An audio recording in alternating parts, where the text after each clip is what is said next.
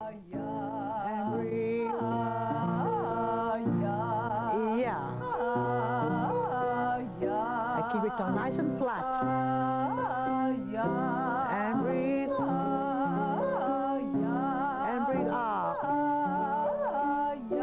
And breathe. And out. And breathe. And breathe. And breathe. And breathe. A flip. A little flip note. And breathe. And breathe.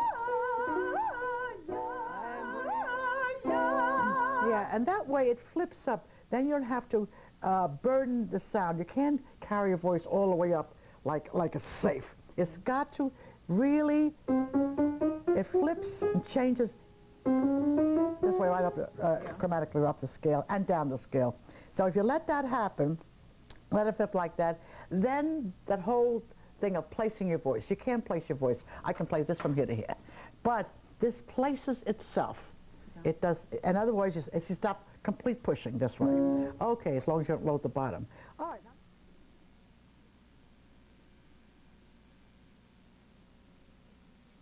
Bob Kobin was another oneer, as Joan is. I mean, he was unique. He was a maverick. He was into the science of how to build muscles and make a voice function. And it was a gang of muscles that you trained and you made them work better, and a lot of people disliked him very much because he was very dogmatic about it. He was sure he was right. Actually, I think he was. Well, he was passionate. God, what a passionate man he was. And funny and so good. He kept coming up with new little ways of doing things every few months, you know, so that you didn't get bored. I studied with him, as I said, for at least 10 years. When I did She Loves Me on Broadway, Daniel Massey, of course, was my co-star, and he ended up working with Bob. And he said that one of the reasons he was interested in my teacher is that on the first day of rehearsal, when we had our read-through, that my singing voice sounded so much like my speaking voice. And I went up to her afterwards and said, Barbara, how do you move from speech into song with such grace and ease and bell-like clarity? And that's absolutely Bob Kobin. And I grabbed her and I said, well, listen, who is he? Where is he? I'm going to go to him. So she gave me Robert's name, and I went to meet him. Fixed up a trip to meet him. And at some point in that first trip, that first session with Robert in 1963, it must have been around November, December 63, Joan popped her head around the door and said, would you like a cup of tea? And Joan had a beautiful voice. Marvelous soprano voice, and Bob saw whoever was teaching her. They must have had a terrible scarcity of good singing teachers in New York at the time, because he said this guy was just tearing her voice apart. Tearing it apart. And I said, and one day I got so desperate, he said, listen, I could do better than this. My wife's being ruined. Her voice is being completely destroyed. I could do better than this guy's doing. So he, being Bob, he went to the morgue. He had cadavers delivered, and he had, you know, he opened up everything, the neck and the respiratory tract up here and the nose and how the diaphragm and everything. He went into the whole thing anatomically. See, what he wanted to do is he wanted to know if you pulled on certain muscles, how these muscles made the vocal cords work, see? So he dissected all of this and found out really physically how it all worked, and that he at one point connected a cow's larynx to a vacuum cleaner and pulled on the muscles so they could actually make this larynx sing Home Sweet Home. But it didn't matter with him, because everything you were learning, you were absorbing forever. He was a genius, Bob, absolute genius, and he died very much too young, really. Too much drink, too much poker, too many late nights.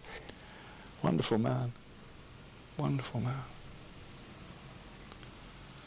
And Joni took over the reins, really, when Bob died. She took up Robert's brief, and she knew an awful lot because they'd lived together for years, and he taught her. He pulled her back from what he called the singer's grave, you know. Jesus Christ, he said, they're going to kill her. They're going to kill her voice. I've got to do something about this. Wonderful. That was when she was just beginning to think about teaching. And I was very flattered because we were backstage at some point in between shows or something, or before going on, and she said, you know, you can be one of my students. I'm only going to have a couple, and, you know, I'm going to be starting, you know, this technique and doing it for the first time myself, so I'm just going to handpick a few people, and I was like so honored, you know. And that's how it started. I think she gave me my first lesson backstage at, I believe it was Camelback Summer Playhouse. I think that was the name of it. And it just clicked. I knew she was really a genius. She was beginning to teach a lot, very successfully, became a very good teacher, even changed some things that Bob did in a, I think was a much more, is a much more practical teacher almost than Bob was. Works better, I think, with personalities. Bob had no truck with emotional problems. Do what I say or get out was kind of Bob's technique, and Joan is much more sympathetic.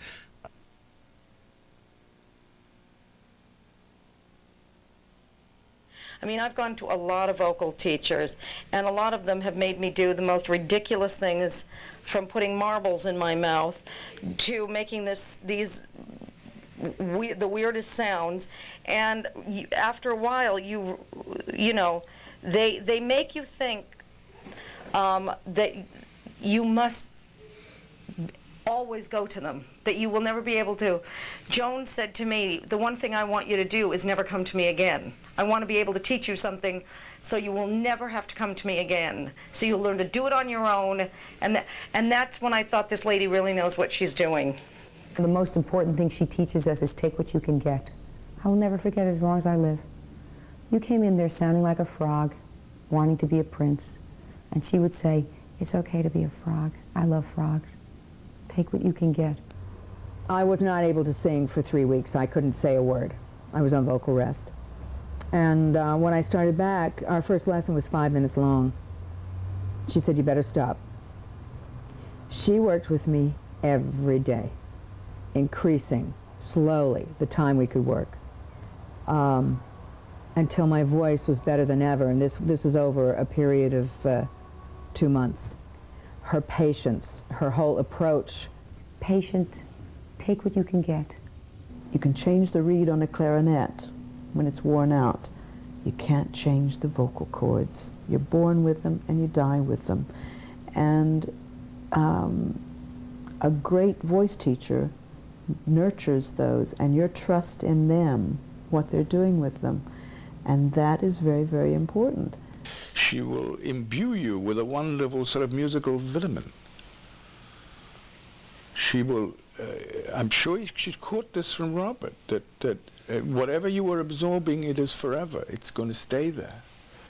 Pure good gift for teaching natural basic things is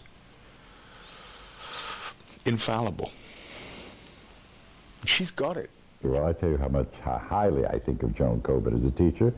It's about the only person I would send anybody to. I think she not only is a very good voice teacher and coach for a beginner, advanced, professional, it makes no difference.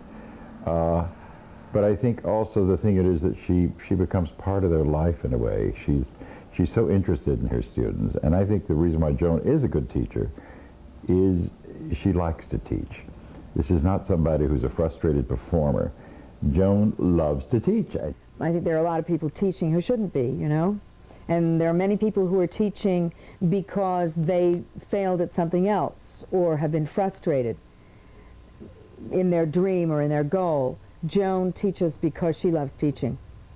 And she teaches because she has a real gift. I mean, she really does. I'm sure my whole life would be different. It would be different if I hadn't met Joan. My life would be very, very different. It's not just about singing here. It's about accepting yourself. And breathe. And I'll do a little yodel back. Ah, yeah. And when you come down, don't load the notes. Just take what you can get, all right? One of my big adages. Take what you can get. Don't redo it. Okay. Muscles know better than you do. All right. And never predetermine a sound. Yeah. You can predetermine a thought and an idea, but don't predetermine a sound. And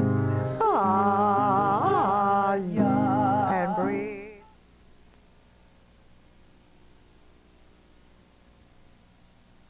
I have no idea how old Joan is. I wouldn't even venture to think about how old Joan is. She's ageless, really. I would never even think to ask Joan's age. I wouldn't even think about placing her in an age spectrum, because age and Joan doesn't even matter. She's Joan Kobin. You know, and I can't imagine her retiring. What would she do? And she's never going to retire or quit, you know. She's just going to keep right on doing it. You can't stop her. She's just it.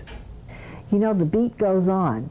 And my son Adam has been studying with Joan for quite a while now, and is improving vocally very much because of that. Oh, I think Joan will continue teaching until she falls off the piano bench.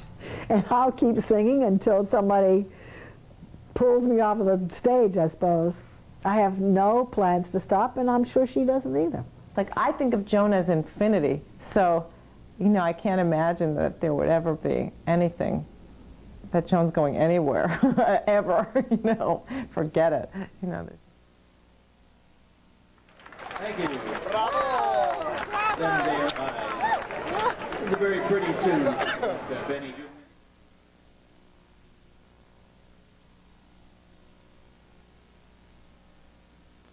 I think that we kind of covered her very well. Yeah.